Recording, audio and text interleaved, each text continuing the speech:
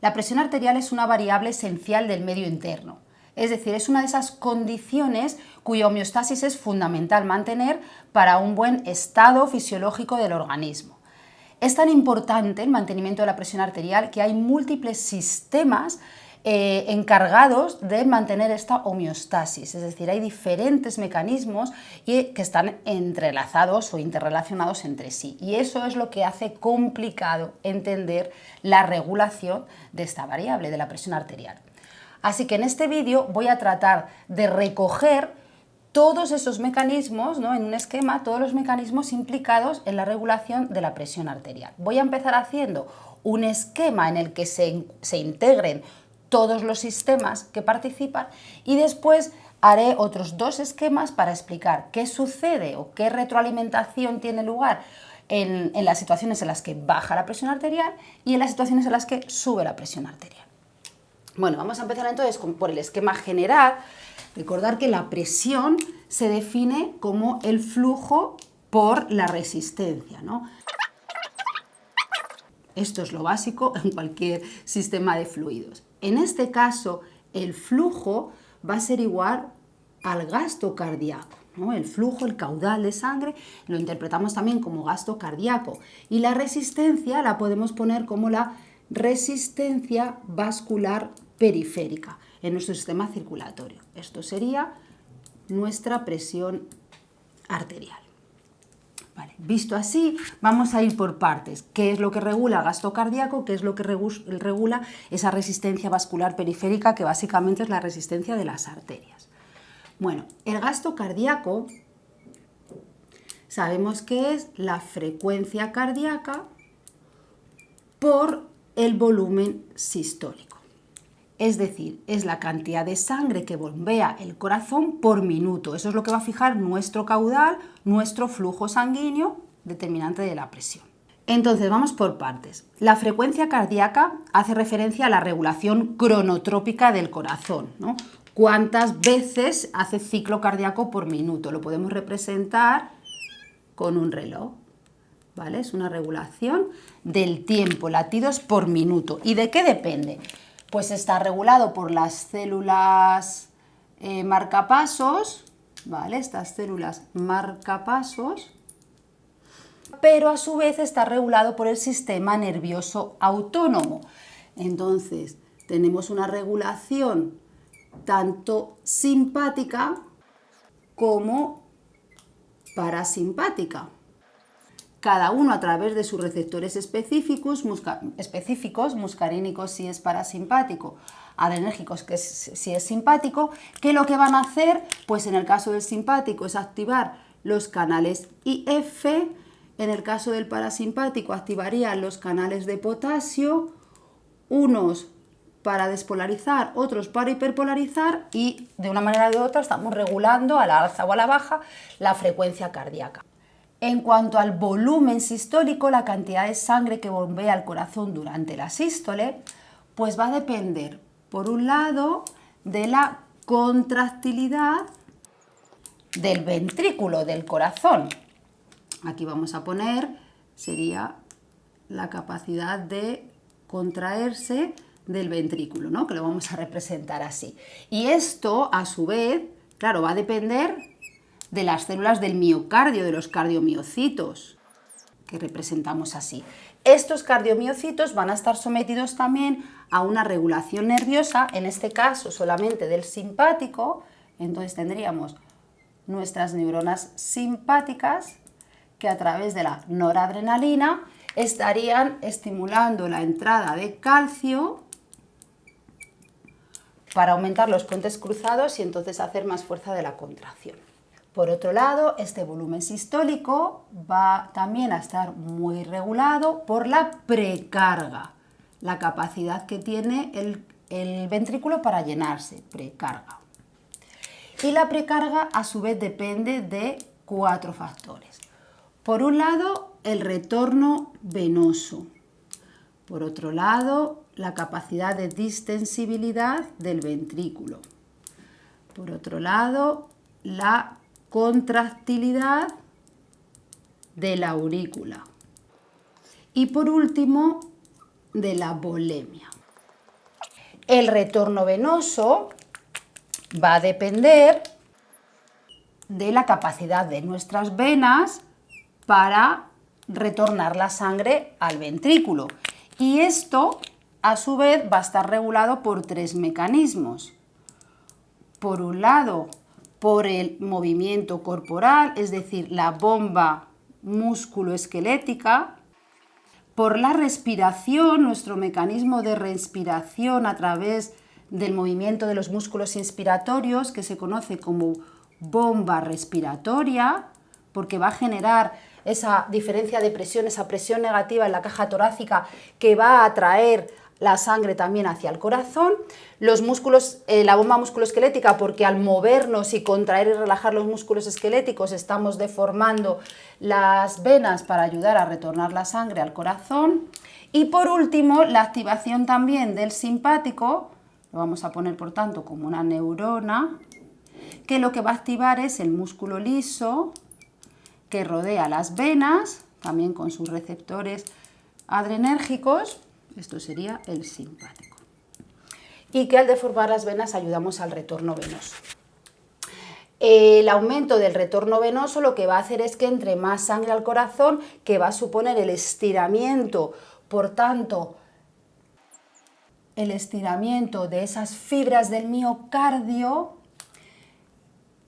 que va a hacer que se sume la fuerza de la titina, la tensión pasiva, al aumentar la longitud, y esto va a aumentar esa fuerza, esa tensión de la contracción. Lo mismo que estaríamos haciendo con la volemia. Antes de ir a la volemia, voy a ver qué es esto de la distensibilidad. Pues la distensibilidad hacía referencia a la capacidad que tiene el ventrículo para deformarse. Si es más distensible, acoge más sangre, entonces va a bombear más. Y la contracción de la aurícula hace referencia pues a esa fase en la que la aurícula se contrae, se deforma, para aportar un 20% extra de sangre al ventrículo. Si esto no pasase, pues disminuiría la precarga y por tanto el volumen sistólico. Por último, en cuanto a la volemia, claro, la volemia va a depender de muchas cosas, va a depender de la ingesta de líquido, del aporte de más volumen de agua y por tanto de sangre, si te hacen una transfusión o simplemente si bebes mucho, y va a depender de las pérdidas. Las pérdidas por sudoración, por transpiración, por diarreas, por hemorragias, por muchos motivos. Pero en ambas cosas además tengo la regulación renal. Vamos a decir renal e hipotalámica, porque ambos van a tener mecanismos para detectar cambios en la volemia y van a actuar en consecuencia, y eso lo vamos a revisar mejor cuando veamos el esquema de qué pasa si baja la presión arterial. Van a actuar en consecuencia aumentando o disminuyendo la diuresis y por tanto la volemia, que dirán siempre al contrario, si orinas menos pues tienes más volemia. El caso es que si aumentamos de alguna manera la volemia, hacemos este estiramiento de las fibras, aumentamos el volumen sistólico. Y para acabar con esto, el volumen sistólico va a estar regulado negativamente, y por eso lo pongo así, por lo que se llama poscarga. Y la poscarga está estrechamente relacionado, sería lo mismo que esta resistencia vascular periférica. Es la resistencia vascular periférica, porque es la fuerza que se opone a la salida de sangre del corazón. Si aumenta la resistencia de las arterias, si disminuye el diámetro general de arterias en el cuerpo, está aumentando la resistencia.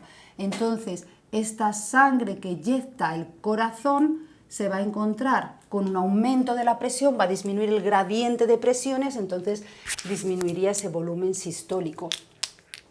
En cuanto a la resistencia, además, ¿la resistencia de qué va a depender?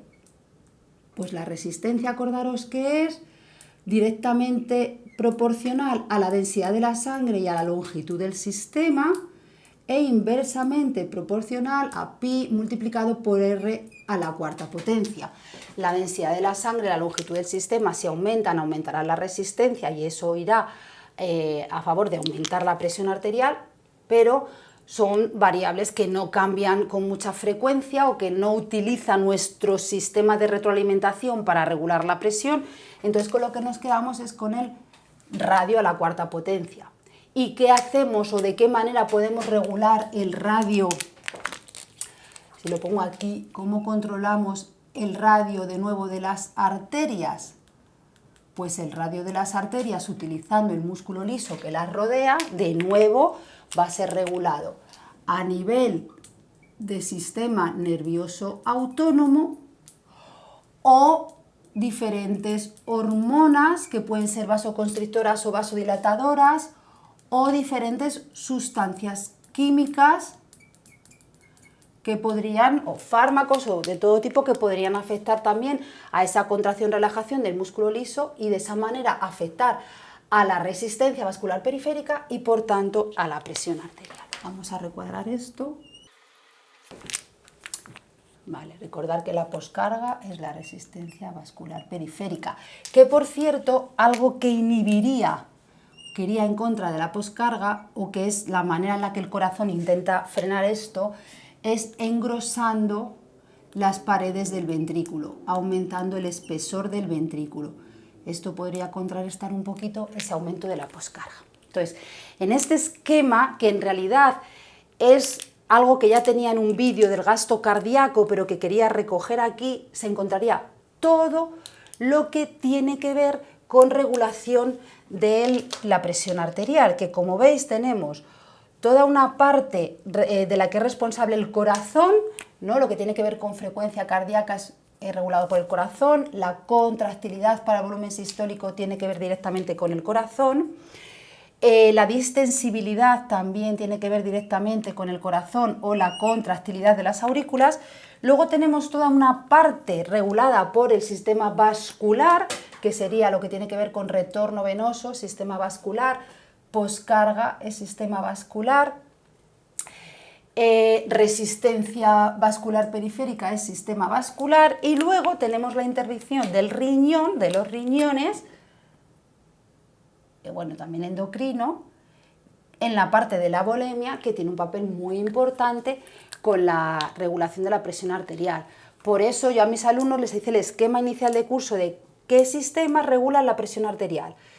Función cardíaca, el corazón directamente, función vascular y función renal. Estos tres regulan presión arterial, acompañados por supuesto por la regulación nerviosa y hormonal, endocrino. Vale, entonces vamos a ver cómo se regularía la presión arterial. Empezamos por el más fácil, que es en el caso de aumentar la presión arterial. Vale. Ponemos aquí arriba, si aumenta presión arterial. Primero, ¿qué puede pasar? ¿Por qué no queremos que aumente la presión arterial? Las consecuencias de un aumento de la presión arterial principales son posibilidad de edema, ¿vale? De que tengamos demasiada filtración en los tejidos y esto nos lleve a un edema.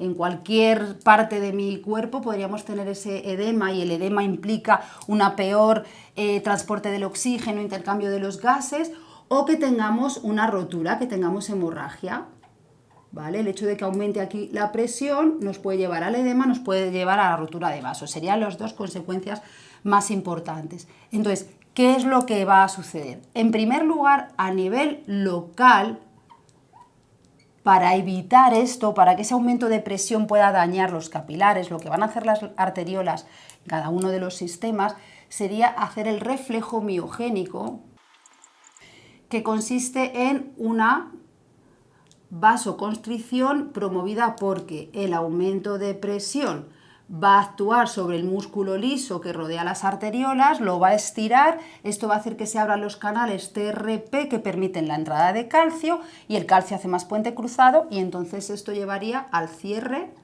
disminución de diámetro cero de las arteriolas. Fijaos que cerrar arterias implica aumentar la presión. Yo ahora no os estoy hablando de retroalimentar, de regular para bajar presión, sino qué hace a nivel local una arteriola para evitar que ese exceso de flujo pueda dañar sus capilares. Ahora bien, ¿qué hacemos? ¿Qué hace el sistema? ¿Cuál es la retroalimentación? para descender este aumento de la presión arterial. Bueno, pues esto va a ser detectado rápidamente por los varoreceptores, que sabéis que están situados nada más salir la sangre del corazón, en la aorta y en los cuerpos carotideos, ¿no? Que son las arterias que van a ir hacia la cabeza. Entonces, estos se van a activar cuando detecten cualquier cambio y en este caso, pues a través de neuronas sensitivas, mandarían la señal al bulbo raquídeo, donde está el centro cardiovascular. ¿Qué es lo que va a hacer? En este caso, activar el sistema nervioso autónomo parasimpático, activar el parasimpático. ¿Y el parasimpático qué está haciendo a través de sus neuronas motoras? Pues lo que está haciendo por un lado es actuar sobre las células marcapasos para bajar frecuencia cardíaca. Si bajo frecuencia cardíaca ya bajo gasto cardíaco, ya bajo presión, pero además está haciendo que en el músculo liso de arteriola se relajen, ¿vale? Que se relajen, provocando un aumento del diámetro, una bajada de la resistencia. Bajo resistencia vascular periférica, bajo presión. Esto además lo está haciendo a través de una molécula que es la bradicinina, que se va a liberar en la saliva y que va a actuar también sobre el músculo liso de arteriolas y también de venas. Bajaríamos todo el sistema para bajar presión arterial. Vale, ¿qué pasaría si baja la presión arterial? Fijaos, en este caso vais a ver que tenemos más mecanismos. Si baja la presión arterial, porque ¿esto a qué nos lleva? Claro, si hay una bajada de presión arterial en nuestro sistema en general, vamos a tener una bajada de la perfusión, es decir, va a faltar flujo sanguíneo, va a faltar sangre a los tejidos, tendríamos un descenso del oxígeno disponible. Esto nos llevaría a una pérdida de consciencia en el momento en el que se ve afectado el cerebro o a un fallo cardíaco si se ve afectado el corazón. Entonces, es muy importante controlar esta bajada de la presión arterial. ¿Por qué motivos puede bajar la presión arterial? Pues fijaos, porque nos baje la volemia, porque tengamos una hemorragia, porque no estemos bien hidratados, no repongamos líquidos, porque haga mucho calor y vasodilatemos en general, que el calor produce vasodilatación. Puede ser una bajada de presión ortostática, porque al levantarte de la cama de golpe te baja toda la sangre hacia las venas por efecto de la gravedad y entonces tenemos un mal retorno venoso. Podría ser por una diarrea extrema, o sea, como digo, pérdida de líquidos, por un fallo cardíaco, que entonces nos está bajando toda la función cardíaca.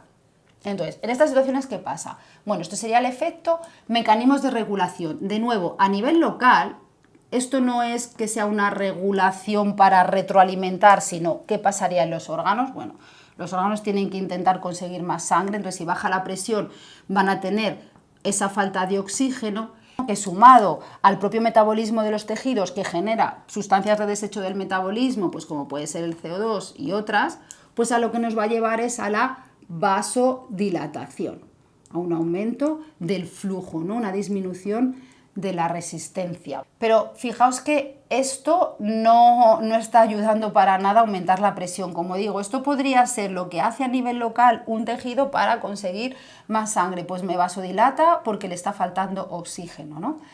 Vamos a ver qué hacemos para retroalimentar, que realmente es lo importante, los mecanismos de retroalimentación.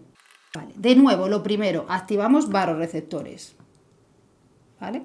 Los varoreceptores van a llegar la señal a través de estas neuronas sensitivas al bulbo raquídeo y ahí el centro vasomotor lo que me va a hacer es activarme el simpático. ¿Y qué hace el simpático? Pues el simpático, recordamos rápidamente, me está aumentando frecuencia cardíaca porque está activando los canales IF de las células marcapasos, por lo tanto activa gasto cardíaco. Está directamente aumentando contractilidad, aumenta contractilidad, actuando directamente sobre el miocardio ventricular, de manera que está aumentando volumen sistólico, entonces estamos aumentando gasto cardíaco. El simpático además me estaba aumentando el retorno venoso porque está haciendo esta activación, contracción del retorno venoso, y si aumenta el retorno venoso me aumenta el volumen sistólico. Pero es que además el simpático, lo tenemos por aquí, nos está aumentando también la resistencia vascular periférica, que me lleva también directamente a aumento de la presión arterial. Por esto, porque aumenta la resistencia, me estaría aumentando, como digo, esta presión arterial. Fijaos aquí que podríamos tener una contradicción conceptual, ¿no? Porque decimos, aumentamos resistencia vascular periférica, que es verdad que aumenta la presión arterial, pero por otro lado, como aumenta la poscarga, me estaría disminuyendo el volumen sistólico. Entonces, ¿qué gana? Bueno, cuando actúa el simpático y me aumenta la resistencia vascular periférica, aunque aumentase la poscarga, como tengo aumentado también la frecuencia cardíaca, la contractilidad del ventrículo y el retorno venoso, pues bueno, creo que eso contrarresta bastante bien ese efecto de poscarga. Pero a nivel del sistema, como estoy contrayendo las arterias, pues realmente estamos aumentando la presión arterial. Así que todo esto, fijaos, retorno venoso para aumentar volumen sistólico, esto también aumenta volumen sistólico como ya he puesto, sería la respuesta del simpático para aumentarnos la presión arterial. Aparte de esto, otro mecanismo de retroalimentación sería que cuando nos baja la presión arterial, también nos están activando el hipotálamo. ¿Vale? Y el hipotálamo va a hacer dos cosas. Bueno, va a activar el centro de la sed para aumentar volemia, pero además va a activarnos la liberación de la hormona ADH o vasopresina. Es la misma con dos nombres. La hormona antidiurética o vasopresina que hace dos cosas. Por un lado, es vasoconstrictora, aumenta también resistencia vascular periférica porque también reduce el diámetro de las arterias. Y además le dice al riñón que la nefrona, esto sería la nefrona, le dice al riñón, va a colocar en las células del túbulo colector de la nefrona, va a colocar acuoporinas para quitarle agua a la orina. Si yo le quito agua a la orina, disminuye la diuresis y aumenta la volemia. Y si aumenta la volemia, aumentamos presión arterial. O sea, fijaos, la de mecanismos. Esto pues puede que sea un poquito más a largo plazo. La respuesta rápida siempre va a ser la de los vasoreceptores. Pero es que hay más. Es que sabemos que una bajada de la presión arterial tiene consecuencias directas en el riñón, ya que nos baja la tasa de filtración glomerular.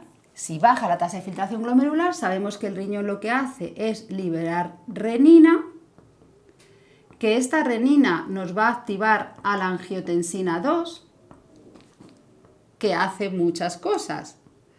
Entre ellas, activarnos a la aldosterona. También está constriñendo la arteriola eferente, pero aquí ni lo pongo porque aquí estoy hablando de todo lo que afecta a la presión arterial y que constriña la arteriola eferente es para conseguir más filtración, pero no es para aumentar presión arterial. La angiotensina es también una molécula vasoconstrictora, reduce el diámetro de arterias y por tanto aumenta resistencia vascular periférica. Pero es que además la angiotensina junto con la aldosterona, las dos, van a activar en los túbulos distales, conectores y colector de la nefrona, van a activar la colocación de transportadores de cloruro sódico, de sodio y luego de cloro. Y esto lo que va a hacer es que se transporte también agua. Si yo saco sal de la nefrona, saco agua. Esto va a ir a la sangre de nuevo, por lo tanto, igual que la ADH, me disminuyes diuresis y me aumentas volemia. Y si me aumentas volemia, aumentamos presión arterial. ¿Vale? Pero es que además la angiotensina también tiene un efecto sobre el hipotálamo para que se libere ADH y para que nos aseguremos que pasa todo esto. Así que fijaos la de cosas que hace la angiotensina. Esto, como digo, sería un mecanismo un poco más a largo plazo, en el caso de que estemos en una situación de hipotensión extrema, va a dar tiempo a que este mecanismo endocrino y renal aseguren el aumento de volemia para aumentar la presión arterial. Estaba pensando si la angiotensina hacía algo más, pero creo que esto es lo más importante. Así que fijaos, tenemos repaso rápidamente. En lo que he puesto de regulación local se refiere a qué estarían haciendo mientras tanto los tejidos para conseguir oxígeno, pero no es retroalimentación. Retroalimentación es lo que hacen los vasoreceptores, lo que hacemos los vasoreceptores sobre el sistema simpático, sobre el hipotálamo y luego el efecto del riñón, que lo hace él solito a través de su sistema de autorregulación, que es para asegurarse la tasa de filtración glomerular, pero que al final repercute en todo el sistema. Bueno, sé que es bastante complejo, espero que con los diferentes colores lo podáis completar, pero sí que me parecía importante meter todo, intentar reunir todo en una pizarra para que podáis integrar todos los conocimientos o todos los sistemas y mecanismos que están implicados en regular la presión arterial, que como digo es vital, el mantenimiento de esta variable es vital para el buen funcionamiento del organismo. Os recomiendo repetir esto en vuestra casa, limpito, bonito, y sobre cada uno de los esquemas volver a colocaros los dibujitos, toda la información relevante, podéis incluir incluso el nombre de los receptores, toda la cadena de señalización, y así lo tenéis todo listo para que no se os olvide nunca.